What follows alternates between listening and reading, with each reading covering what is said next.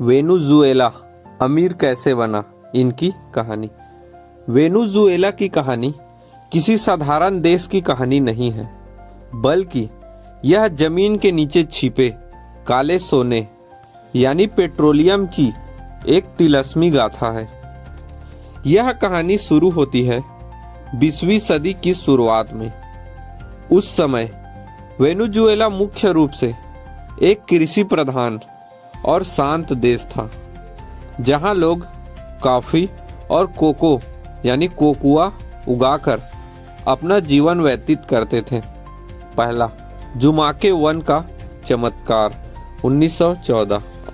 साल 1914 में मार्काइबो झील के पास पहला बड़ा तेल का कुआं मिला, जिसे जुमाके वन नाम दिया गया।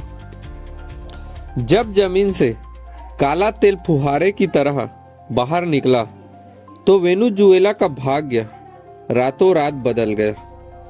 दुनिया भर की विदेशी तेल कंपनियां, विशेषकर अमेरिका और ब्रिटेन, वेनेजुएला की ओर दौड़ पड़ी। दूसरा 1920 का दशक, कृषि से सीधे तेल की बादशाहत। 1920 के दशक के आते आते वेनेजुएला दुनिया का सबसे बड़ा तेल निर्यातक बन गया। जो देश कल तक कॉफी बीन्स बेचता था, उसके पास अब पैसों की बरसात होने लगी। वेनेजुएला की सरकार ने तेल पर टैक्स और रॉयल्टी से बेहिसाब कमाई की। तीसरा सऊदी वेनेजुएला का सुनहरा दौर 1950 से 1970। 1950 से 1970 के दशक के बीच वेनेजुएला लैटिन अमेरिका का सबसे अमीर और आधुनिक देश बन चुका था। गैराज में नई गाड़ियां, कराकस राजधानी में जगमगाती गगनचुंबी इमारतें खड़े हो गई, आधुनिक हाईवे बन गए। अमीर जीवन शैली, वेनेजुएला के नागरिक जब विदेशी यात्राओं पर जाते और बिना सोचे समझे पैसा खर्च करते तो मियामी और न्यूयॉर्क के लोग चुटकी लेते हुए उन्हें सऊदी वेनेजुएला कहने लगे थे। ओपेक की स्थापना 1960।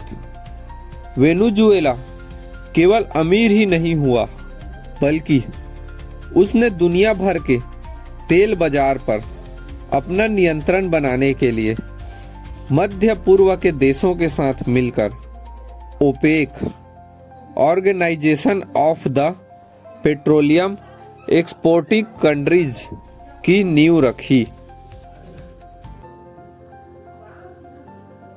चौथा 1970 का तेल संकट और राष्ट्रीयकरण 1976। 1973 के अरब इजराइल युद्ध के दौरान दुनिया में तेल के दाम आसमान छूने लगे।